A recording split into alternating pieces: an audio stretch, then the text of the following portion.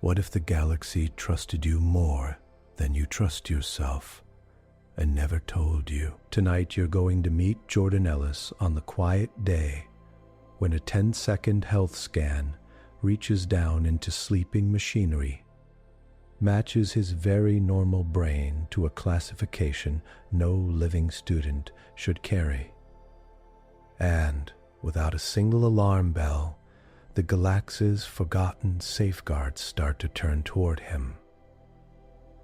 Night on Meridian Collegium did not look like night on Earth.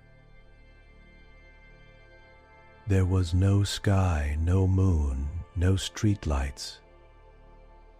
There was only the slow turn of the station, the soft glow from long curves of metal, and the steady hum of systems that had not failed in centuries. People slept, studied, or walked to late shifts, trusting that every bolt and beam around them would stay quiet and safe. Deep under the bright teaching halls and clean apartments, older systems watched everything. They were set to stay calm unless something very rare happened. Most people had never heard them act. Most did not even know they still ran. On an ordinary intake day, a human student from Columbus, Ohio, came to the registrar like thousands of others. He carried a bag, a study plan, and a hope for simple days filled with coffee, notes, and steady rules. The scan that checked his identity and health should have taken 10 seconds. Instead, it reached down into those old sleeping systems. It matched his quiet, human brain to patterns written before any current law. And far below the offices and lecture halls, Meridian Collegium woke up just a little. On the flight out from Earth, he had read the student conduct code twice and the health policies 3 times. He had a neat folder of travel data on his slate. He knew the limits on lab access, the hours for common rooms, and the fines for late library returns. It made his chest feel steady to know what to expect. Meridian Collegium hung over a pale gas giant, a huge floating ring of light and shadow. From the shuttle window, it looked calm and slow, like a long metal city taking a quiet breath. Ships slid in and out of its docks in perfect order. This is good, Jordan had told himself during descent. This place knows what it is doing. Now he stood in the registrar office, backpack at his feet, hands loose at his sides. The room hummed with gentle air and faint background noise. The walls were pale and soft, shaped to make people feel calm. The line moved at a steady pace.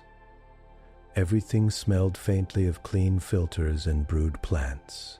He tried not to stare at the other students too much. A tall, scaled woman with pale eyes adjusted the strap of her case. A cluster of small, many-limbed beings clicked softly to each other in a language he did not know. A floating drone moved overhead, bright sensors watching. Jordan checked his slate again, even though he knew everything on it. Verification code, housing assignment, orientation schedule, a saved map of the good coffee stands near his residence wing. Next, said a clear voice from the side. Jordan stepped forward to the intake bay. A low arch of matte metal framed the space. Everyone walked through it. No one seemed nervous. A few students kept chatting as they passed. The scan checked for health risks, banned tech, missing vaccines, and 100 small things that kept the station safe. Vesh waited beside the arch, attention sharp. Vesh's skin had a faint green shine, and thin sensory fronds curled around a collar at their neck. Their uniform carried the small, neat emblem of Registrar Assistant. Their posture said they liked that title very much. Student Ellis, Jordan, Vesh said, almost before Jordan had stopped. Their eyes flicked over the slate Jordan held out. Origin, Sol 3. Columbus Urban, Exchange Track, General Studies, Systems Ethics. Good, stand still in the center. Please, Jordan stepped under the arch. The air felt no different. He kept his feet planted and tried to look relaxed. This is just a routine intake scan, Vesh said. Their voice was smooth and careful. Every word carried with the same flat care. You may feel a mild buzz in your teeth. That is normal. If you have any implants, please declare now. No implants, Jordan said. Just filled teeth. Noted, Veshted. Begin. Basic pass. Light moved along recessed lines above Jordan. He did not see it, but he felt a faint warmth pass over his scalp, then down his spine. His teeth tingled. Just as Vesh had warned, he thought about his father fixing the leaky old sink back home. The way every job had a list, every task had a tool. Systems check, health check, identity check, simple, biometric match confirmed, Vesh said. Immunization record confirmed. Threat index null. Their fingers danced over a small surface. Their eyes narrowed, just a little. Running infrastructure compatibility check. Jordan frowned. Infrastructure what? A new standard since last cycle, Vesh said. Cross-check of deep identity tags with station-grade protective systems. Purely formal. All students must pass through. Okay, Jordan said. He tried to slow his breathing. It was still fine. This was still boring. Above him, the arch stayed steady. No lights flashed. No sounds changed. The air was the same. Vesh's posture shifted.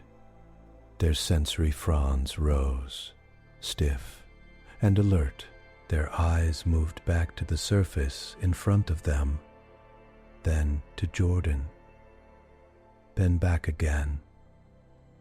The smooth, even voice lost a bit of its flat calm. That is unusual, Vesh said. Jordan's mouth went dry. What is unusual? Vesh pressed their fingers down in a pattern that felt like habit and rule. Please. The system is requesting secondary confirmation. There may be a data error. Okay, Jordan said again. His voice sounded thin in his own ears. The arch hummed a little deeper. A faint pressure passed behind his eyes, then settled.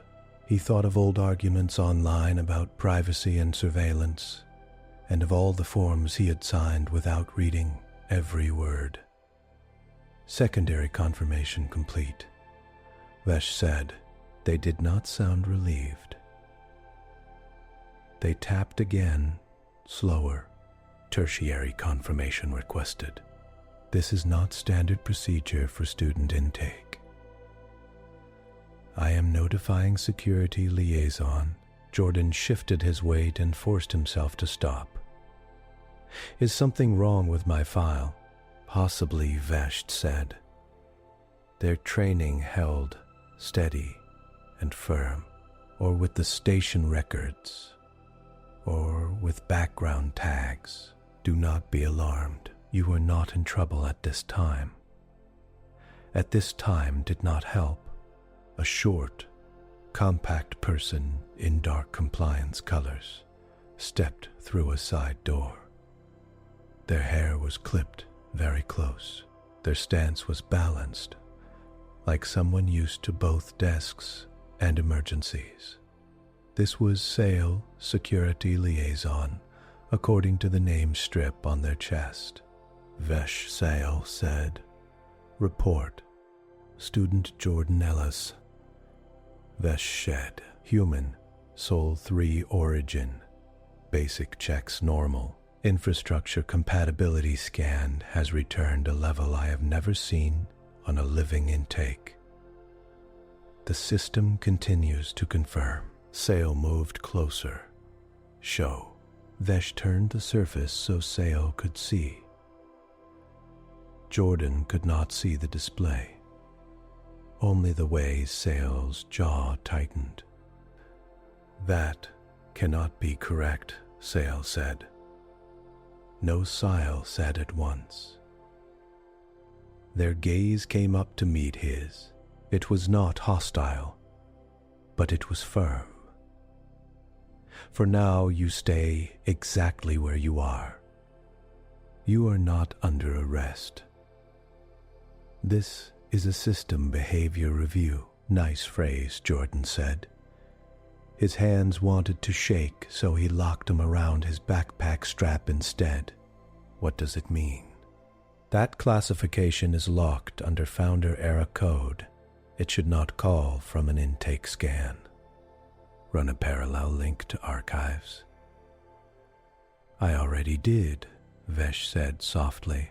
"Archives request Sister Oru, present for confirmation." "Of course."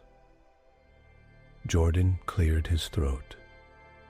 "I can step out, if that helps. It means the station is reacting in a way it should not." Sale said. "We check why." "Vesh, lock the intake bay. No new students in this channel." The doors slid closed with a soft sound. Outside, the line shifted, confused, then began to follow another assistant's gestures toward the next bay.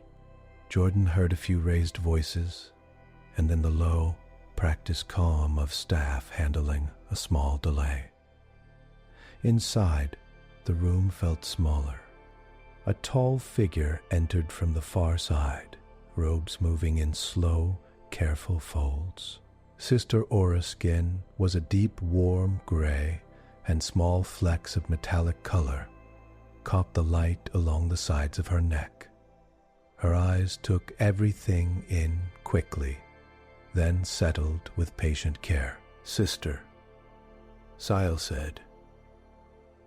"Thank you for coming. Compliance calls, First Light listens," Sister Oru said. Her voice was soft but had weight. She glanced at Jordan, then at the arch, then at the surface. "Is that the intake channel reacting?" "Yes," Vesh said, secondary and tertiary confirmation consistent. "I have never seen this marker outside training records." Jordan tried not to flinch at the way they all talked around him, like he was both very important and very breakable. "Can someone please tell me what is going on?" Jordan asked. He did not raise his voice, but a tight line had formed between his eyes. Sale hesitated. "The scan is reading a founder-level signature linked to your identity pattern. That category belongs to very ancient classifications. You should not have it. No current student should have it. No recent living being should have it." Jordan blinked. "Founder level?" Sister Aura's gaze turned more gentle. "In the earliest days of large civil systems, some beings carried deep trust tags," she said. These tags told the old infrastructure that they could act during major failures. Many called them founders over time. It is more precise to say they were trusted caretakers. Like super admin, emergency access, Jordan said slowly. Vesh gave a short, sharp nod. Yes, for core systems built before modern law frameworks, we study them. No one actually uses them. They should be sealed. And you think I have that? Jordan asked. His chest felt too tight now. There has to be a mistake. We are trying to confirm that, Sale said, but the system has already run 3 deep checks and is requesting continuity oversight. It is not labeling you as threat. It is treating you as a custodian tier, higher than any modern role. Jordan let out a short, nervous sound that might have been a laugh. I came here to take systems ethics and drink coffee. I replace broken bike parts. I do not run star stations. Sister Aura's eyes warmed. Calm, Jordan Ellis, she said. A strange result does not turn you into a symbol overnight. It is a sign to ask better questions. Vesh looked like they wanted to argue, but rules held them in place. Sister, founder-level tags should trigger a very strict chain. Director Rhyne must be informed. Sile nodded. I will call the director. In the meantime, we contain the event. No panic. No rumors. Jordan felt the word contain like a small weight dropped into his stomach. Contain how?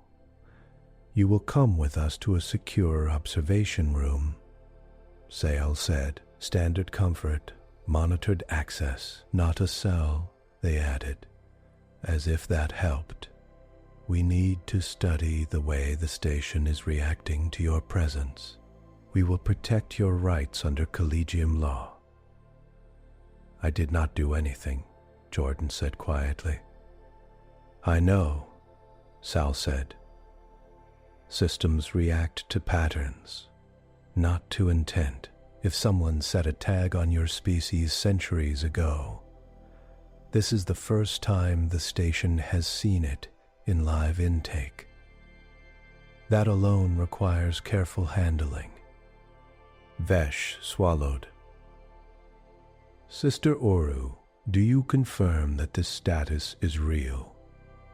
By founder-era use. Sister Oru stepped closer to the arch. She placed her hand flat against the matte surface and closed her eyes. For a moment, nothing changed. Then a faint chill passed through the air, like a room where the air filters had just shifted levels. Her voice when she spoke was very steady. The code responds as it did in our oldest training simulations, she said. This is not a simple glitch. The station reads this human as carrying custodial continuity markers at founder-level depth. Jordan stared at her. I carry what? Deep trust tags, Sister Oru said. Keys written into what you are, not by any choice of yours. Sale's slate vibrated softly. They checked it. Eyes moving fast. Director Rhyne is en route, Sal said. Central Archives is already watching. Vesh, log every second of this intake from initial scan forward. Sister, please remain present as interpretive authority. Vesh gave a formal nod and began to work, fingers moving with the sharp, precise speed of someone trying not to think about what this meant. Jordan shifted his grip on his bag. I just wanted a normal intake, he said. Sister Oru gave him a gentle smile. Sometimes, she said, systems remember more than people do. That can be frightening. It can also be a chance to choose how we carry old promises. He did not feel ready to carry anything. He felt like a person pushed onto a stage he had not agreed to stand on. Outside the closed doors, the station moved along its usual paths. Students walked to class. Cafes filled with quiet talk. Air moved through ducts. Power flowed through lines. Deep below, very old code listened harder than it had in a very long time. On Meridian Collegium, true emergencies were rare. Most alarms over the past century had been boring. A stuck air filter, a misrouted cargo pod, a small chemical spill in a quiet lab. They just changed how the station watched him. A faint new track marked his location within internal models. It did not label him as threat, key. The difference mattered. Director Rhyne walked fast, but not in a way that made people move out of fear. Her step was long and efficient, coat swinging slightly with each stride. Small implants along her temple glowed with soft light as updates flowed in. The systems liked boring. People liked boring. Boring meant life rolled forward in a smooth, steady way. The protocols that stirred now were not made for spills or filters. They lived far beneath the registrar office. In core layers, most technicians knew only from diagrams. They were old rules written when space stations were fragile things and trust had to be placed very carefully. When Jordan's scan matched as founder level, those hidden rules woke up. They did not send loud alarms. They did not flash. She had run Meridian Collegium for 12 years. She liked her job, liked her station, liked a life full of scheduled meetings and quiet, detailed problems. She rose early, read reports, and went to bed with a clear sense of what had passed each day. She did not like surprises. "Give me the short form," she said, as Sile joined her outside the intake bay. Sile fell in beside her. Human exchange student, Jordan Ellis. All basic checks normal. The infrastructure compatibility scan. Read a founder-level custodial signature tied to his deep identity pattern. 3 confirmations completed. Sister Oru agrees it is responding like genuine founder-era code. Ryan's jaw worked. No external triggers. No spoofed devices. We checked. Sales said he carries no illegal tech. The signal follows his biological patterning. It does not look like modern graft work. It feels old. Sale grimaced at their own word choice. Rhyne stopped just outside the intake door. "We are not using feels as evidence," she said. "We use logs, code traces, and law. But the word founder should not exist in any student intake result. That carries political weight, religious weight, and legal risk." "I know," Sale said. "We have already restricted internal spread. Only compliance, archives, and first light oversight are in this loop." "Good," Rhyne said. "For now, this is a data irregularity with a living subject attached. We treat it with care, but we do not turn it into a myth in 5 minutes." She keyed the door. It slid open with its usual smooth sound. Inside, Jordan still stood under the arch. Vesh watched him with wide eyes, hands still busy with logs. Sister Oru had moved to a nearby chair, sitting with her back straight and hands resting loosely in her lap. All records are up to date. Nothing like this is on file before. Rhyne nodded. Her gaze went straight to Jordan, and she studied him without any attempt to hide it. Young, human, average build, travel-worn clothes, tight shoulders, tired eyes. Not impressive in the usual dramatic ways. "Jordan Ellis," she said. "I am Director Rhyne, Station Lead. You did not expect to meet me on your first day." "No," Jordan said. "I expected forms, a room key, and maybe bad coffee." "A fair expectation," Rhyne said. "It is still my hope to get you there. First, we have to deal with this." She made a small gesture toward the arch. He swallowed. "They said the station thinks some kind of founder-level custodian. We strongly suspect an error," Rhyne said. "But until we can prove it, we must behave as if the system's claim carries weight. Founder-era code ties into our deepest safety rules. If we ignore a signal and later learn it was valid, that would be a failure on my part." "So what happens to me?" Jordan asked. He did not raise his voice. The question was simple and heavy. "For now, you will be moved to a secure observation area," Rhyne said. "You will not be harmed. You will have contact with legal representation, and you will be informed of all steps taken. But your free movement will be limited until compliance and archives can tell me exactly what we are seeing. And the fact that I did not choose any of this," Jordan said. Rhyne held his gaze. "Matters," she said, "very much. But the station's response also matters. My job is to balance both." Sister Oru rose.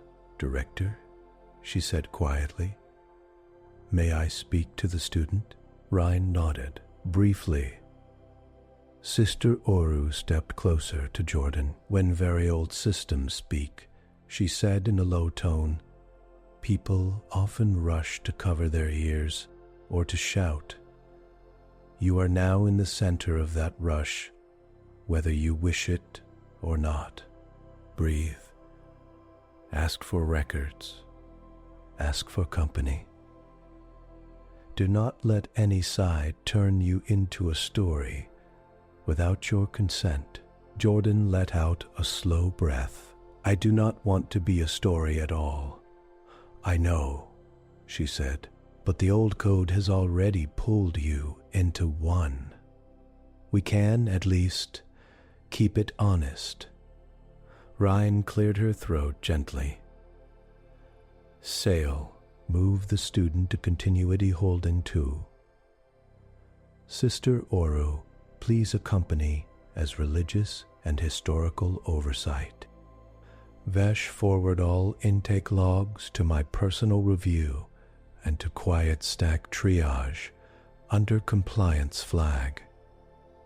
Vesh nodded fast. "Yes, Director." Jordan shifted his backpack higher on his shoulder. "Continuity holding," he repeated. "That does not sound like a normal dorm." "It is not," Sal said. "It is a calm space for events like this. Not a punishment, but a buffer between you and the rest of the station, and between the rest of the station and whatever the old systems are doing with your presence."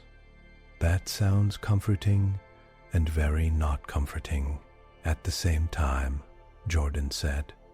Sale's mouth twitched.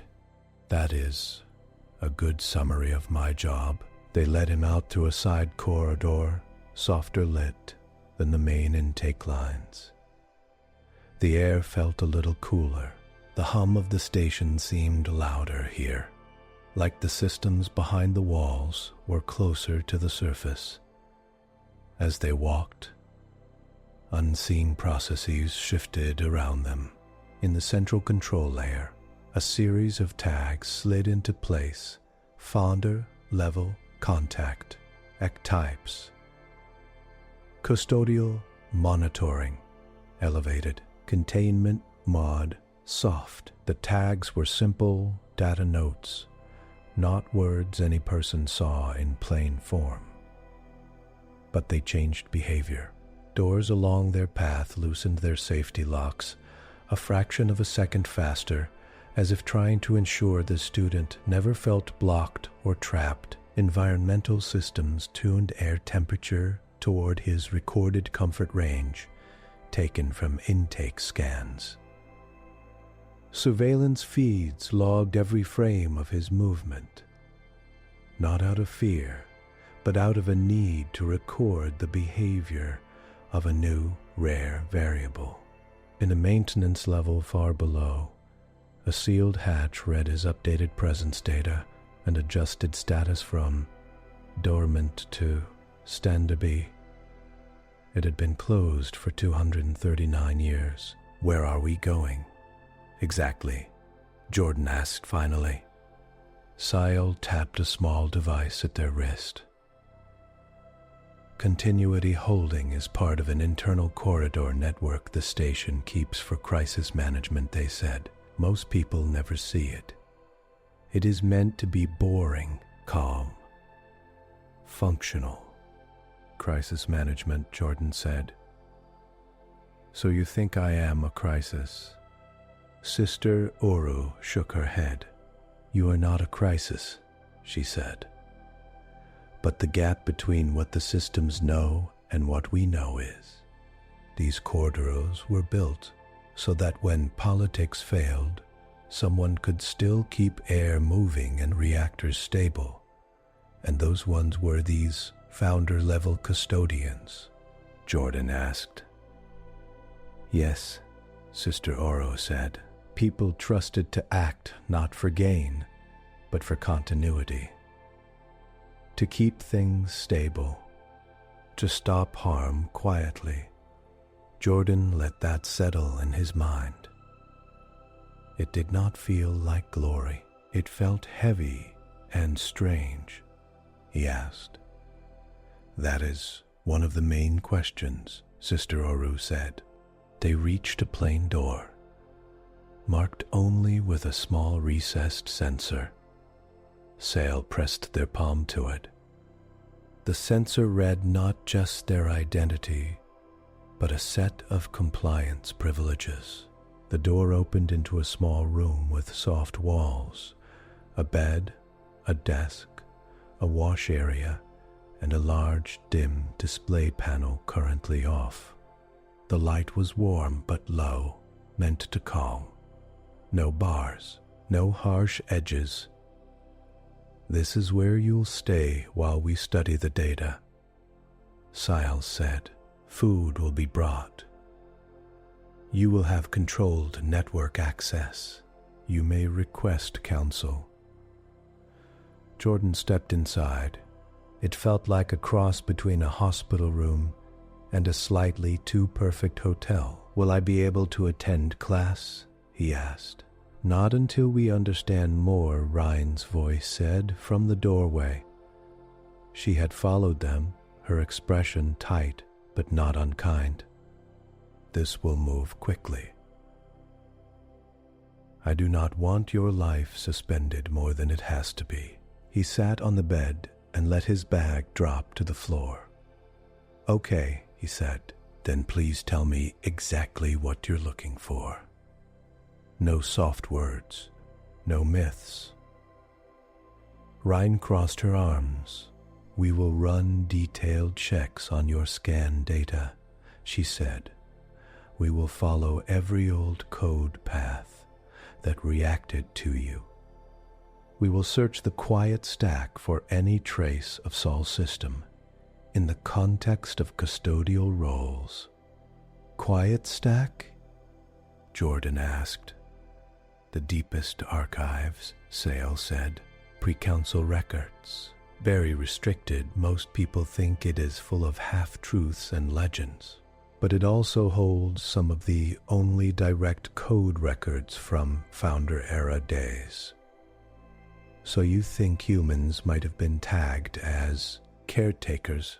Jordan asked slowly. We do not know, Rhyne said. The scan points that way.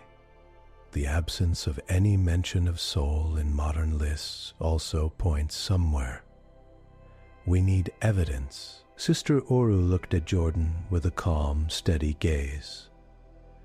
If it proves true, she said, it would mean that your species was trusted with stability, not conquest.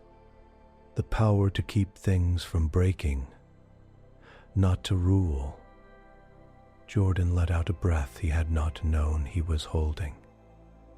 Somehow, that idea sat better in his chest than the thought of humans as secret rulers.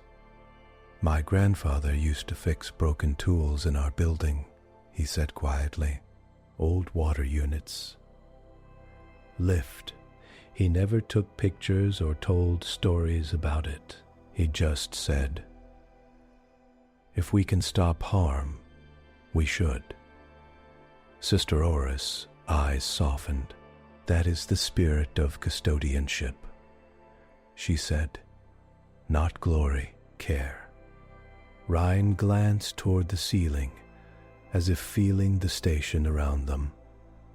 If someone knew humans were tagged that way, she said, and hid it, there will be questions.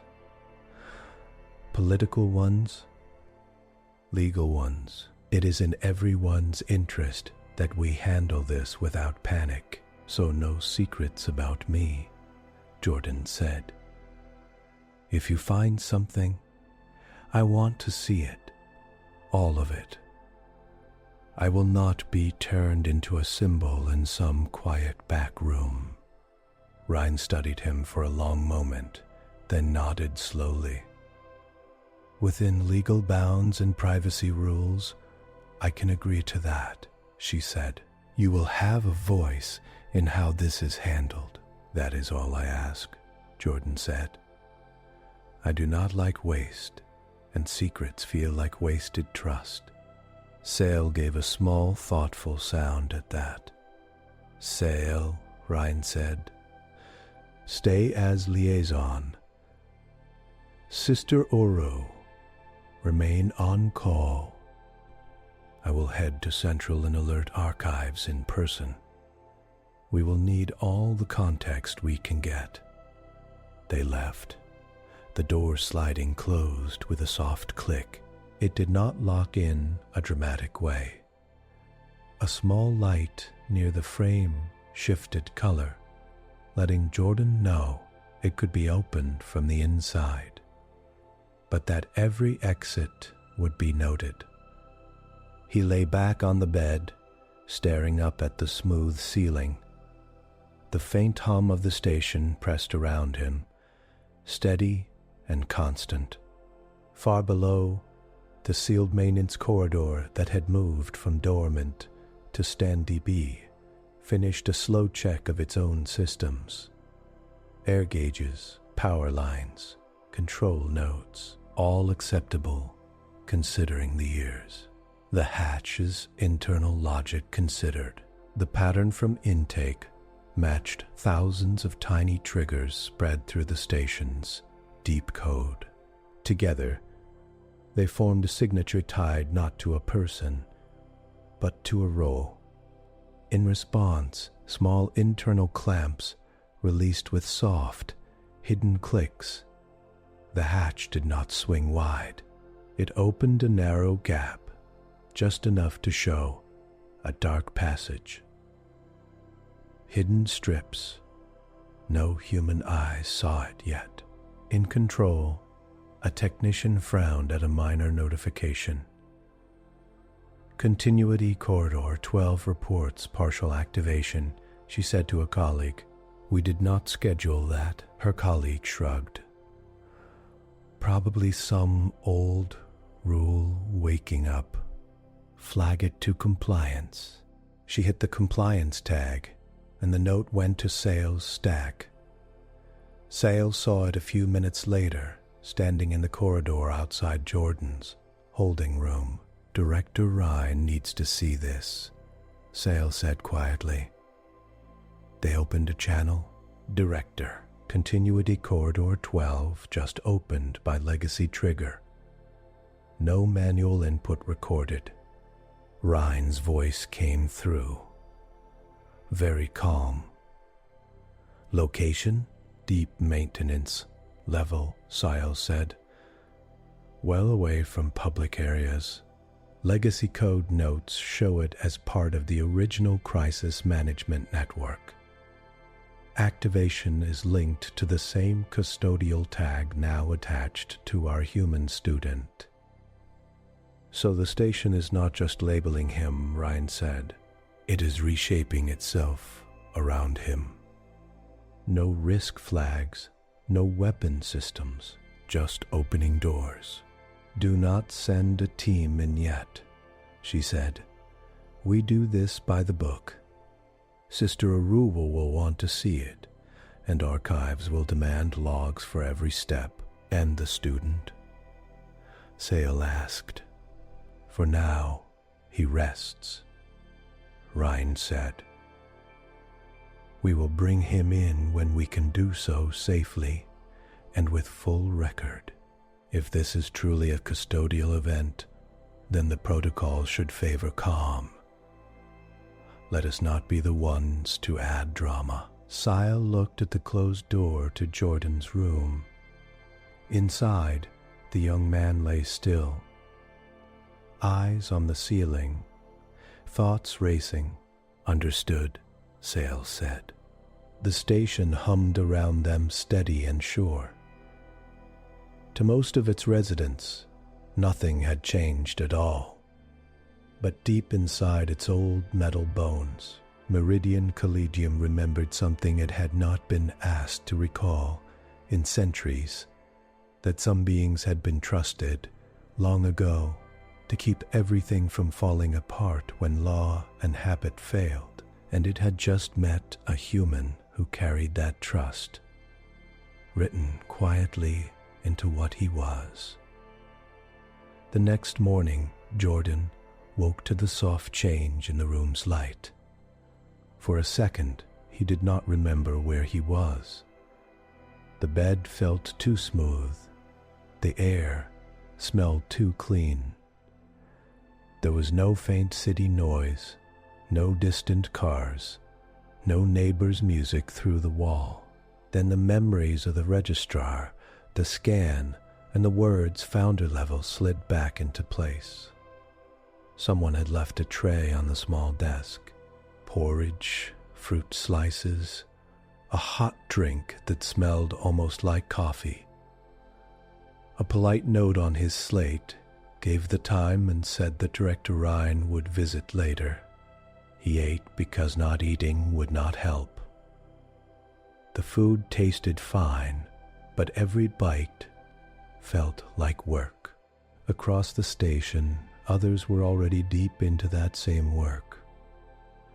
Sale rode a small internal lift down to the archive levels, eyes on the slow scroll of system notes in their implant view. The lift walls were plain metal. The air grew a little cooler with each level they passed.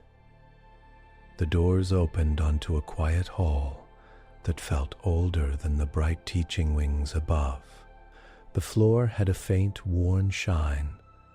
Light strips ran steady along the ceiling. There were no student posters, no chatter, no rush. This was the level that led to the quiet stack. 2 compliance guards waited by a recessed portal, standing at easy rest but clearly alert. Beyond them, a thick barrier door sat closed. Faint symbols had been cut into the metal long ago. Director Rhyne was already there, speaking with an archives officer whose badge carried 3 thin bands of silver. The officer's name was Ellis. Their hair was long and braided back, their eyes sharp behind thin lenses that flickered with data. Sal stepped up, Director. Archivist Tallis. Sale, Rhyne said. We are cleared for initial entry. No further than Tier 1 without quiet stack consent code. Tallis gave Sile a brief, appraising look. Founder-era flags keep old rules alive. They said, you have created more work for everyone. Sale let out a breath. The intake scan did, they said. I am only here to do my job. Tallis' mouth lifted a little. Fair enough. They pressed their palm to a dark pad beside the barrier door. A soft tone sounded from inside. The door drew back with a slow, firm motion that said it did not open often. Cool, dry air came out from the space beyond. It smelled faintly of old paper, even though very few real paper records had ever been kept here. Memory played tricks like that. The quiet stack is not one place, Tallis said as they stepped through. It is a set of layered rooms, systems and rules. We will start in the main index space. All deeper pulls must be logged and justified. Sile glanced around. The main room was long and low, with neat rows of storage banks and several seated access stations. No big glowing displays, no dramatic lights, just calm lines, gentle colors, and the feeling that things here changed very slowly. Thin panels on the storage banks held tiny status lights. Most were green, some were blue. A very few were a dull amber that signaled fragile, partial, or restricted by age. Sister Oru waited near the center, hands folded. The faint metal flecks on her skin caught the light in subtle ways. She bowed her head to Rhyne, then to Tallis. First Light thanks you for access, she said. First Light earns access by keeping its people from treating this place like a holy site, Tallis said. Their tone was dry, but not unkind. This is storage, not a temple. Storage of our oldest promises, Sister Oru said. That is close enough to a kind of temple for many. I remind them to bring questions, not candles. Rhyne cleared her throat. We are not here to argue about faith, she said. We need to find out why my station just called a human student a founder-level custodian. Tallis nodded. Then we start with origin files. They moved to a round table with 3 low access stations built into its surface. Tallis took one seat. Rhyne and Sale stood, watching. Sister Oru placed her hand lightly on the back of an empty chair, as if steadying herself. Brief lesson, Tallis said. An origin file is the first formal record for a system or species in the pre-council network. It lists basic traits, contact dates, sponsorship, granted rights, and any special roles. Many later records draw from that root. Sile folded their arms. So if humans had a special role, like continuity custodian, It would be in the Sol system origin file. If they were registered in the usual way, Tallis said, yes. Their fingers moved with easy skill over the access surface. It listed early probe contacts by several Council-era survey teams, long after the supposed founder age. It held notes about human biology, culture variation, tech levels at contact. But there was a gap. Sale frowned. Where is the sponsor line? They asked. Every origin file has a sponsor. It should be between early contact and rights grant, Tallis said, as well as any special roles field.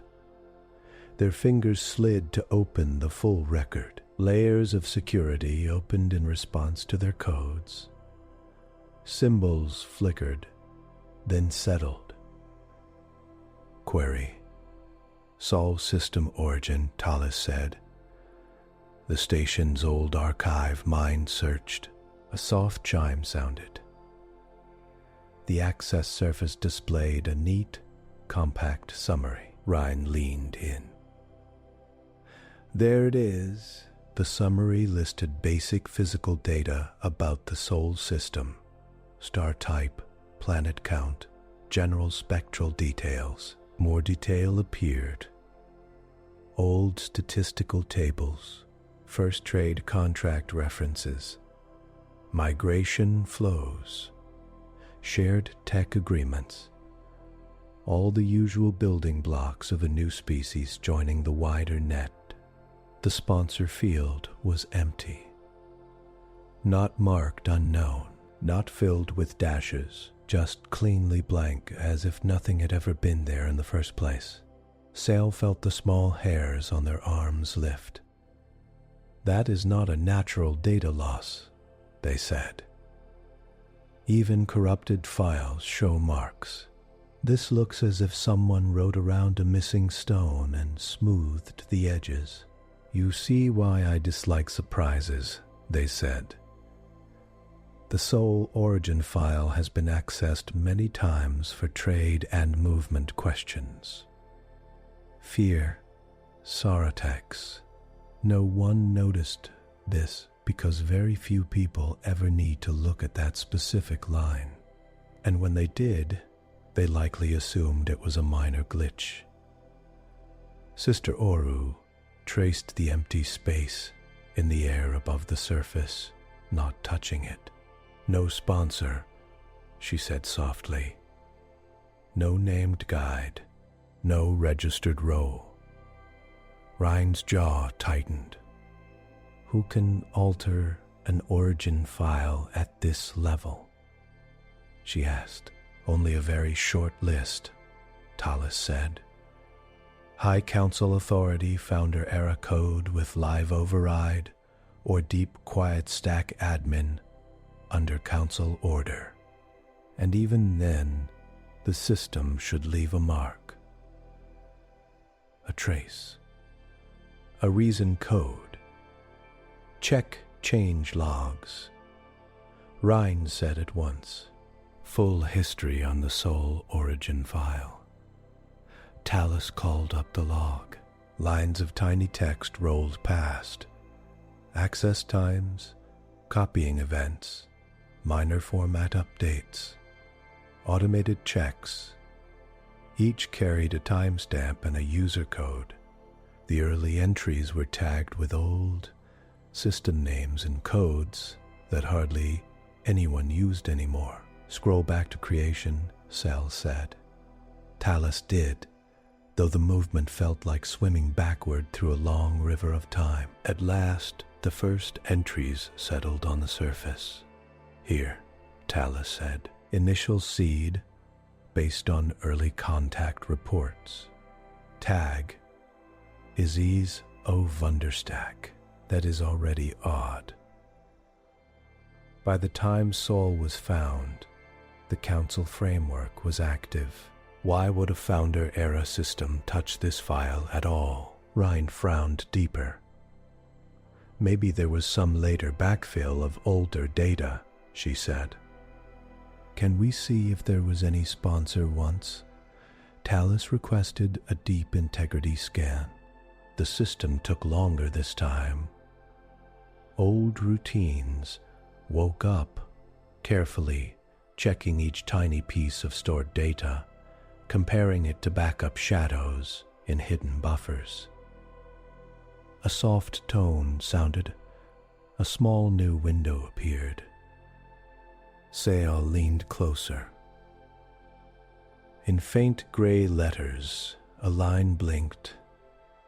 Historical sponsor entry Remo. Sile Lowell field cleared. Reason. Consolidation. Her hands had curled into fists at her sides. High Council Prime Authority, Sale said at last. Their voice was flat. Whoever held that role at the time ordered the sponsor line, and special role cleared. How long ago? Tallis touched the date code.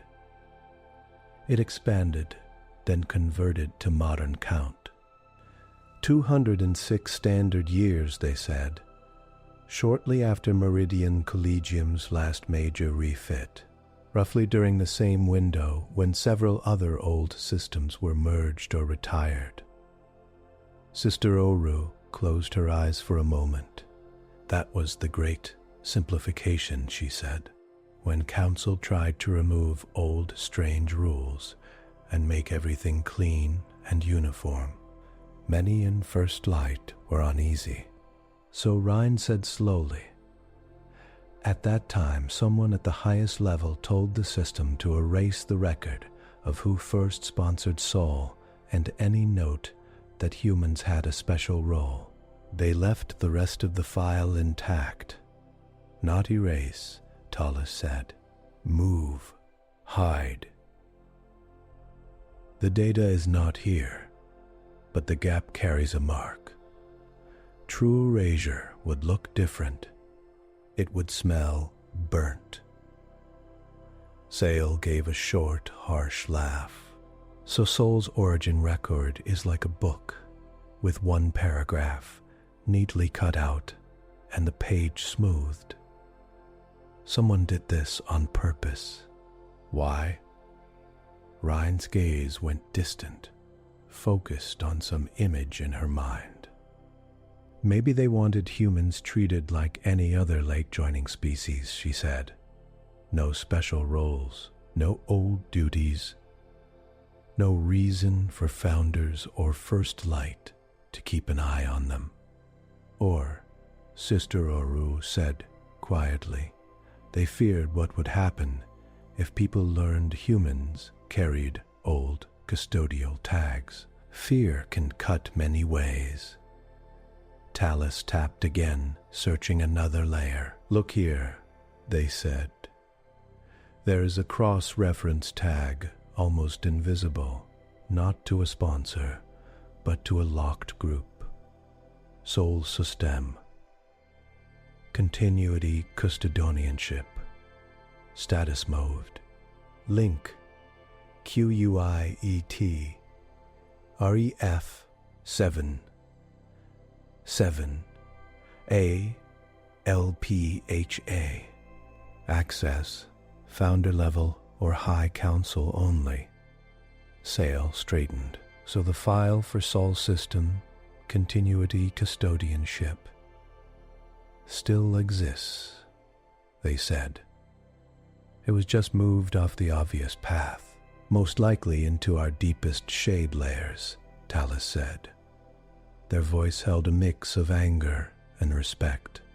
Whoever did this knew how to move records without setting off standard alarms. Rhyne's eyes hardened. Can you reach it? Tallis shook their head once. No, not directly, they said. QUIET. REF 7 ALPHA sits inside a dark layer that demands either High Council codes we do not have, or a live founder level key. Silence settled over the table. Sale broke it. By live founder level key. You mean, Tallis nodded, the kind of deep custodial marker the station just read. In your human student, Sister Oris, hands tightened on the back of the chair. Hands tightened on the back of the chair. So without Jordan, this file stays hidden. With him, the station might let us see it. Not might, Tallis said. Will. The old systems are simple in that way. If a valid key is present and requests access, the lock opens. They were built for emergencies, not politics. Rhyne took a slow breath. Before we talk about asking a student to open a 200-year-old secret, we need to decide what we believe our duty is, she said. There is law. There is station safety. There is also the simple question of whether we tell a subject the full truth about what we find tied to their name. Sile nodded slowly. Jordan has already asked for openness, they said. He did it before he knew any of this. He does not want to be handled like a symbol in a back room. The council might say, this is too dangerous for open handling. Tallis said, old roles, old promises, hidden origin notes, call it sensitive, call it classified. Seal it again in some other way. Sister Oris' eyes flashed. Council has already hidden it once, she said. Look where that brought us. A station reacting to a human like a long-lost key, while none of us know why. Secrecy did not remove the risk. It just delayed and twisted it. Rhyne looked at each of them in turn. My job is to keep this station stable, she said. That means no panic, no sudden grabs for power, no myths running free. It also means no secret corridors under people's feet, if those corridors can change their lives without consent. She turned to Tallis. Can we view any small part of QUIET? REF 77 ALPHA. Without Jordan, a header, a label, a cross tag. Tallis thought, then shook their head. Not without breaking my oaths and several laws, they said. The lock is part of those laws.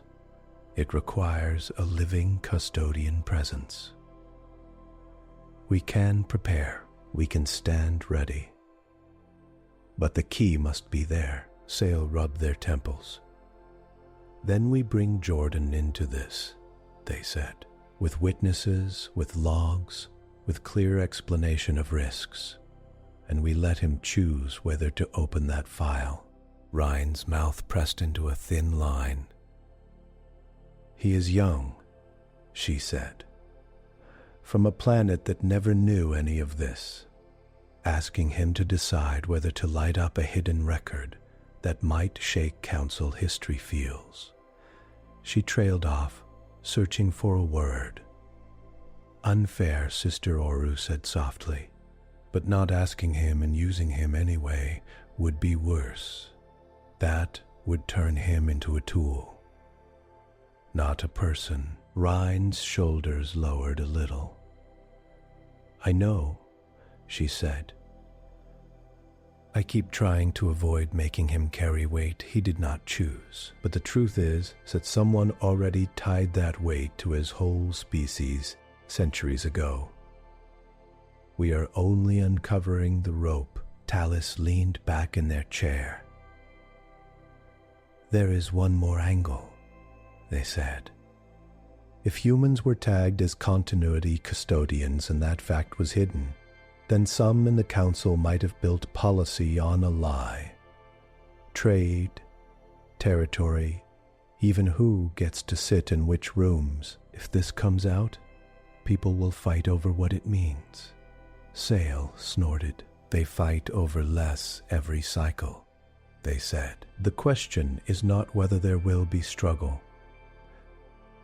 The question is whether we give that struggle solid facts and a clear record, or leave it to rumor and belief. Rhyne gave a small, tired smile at that.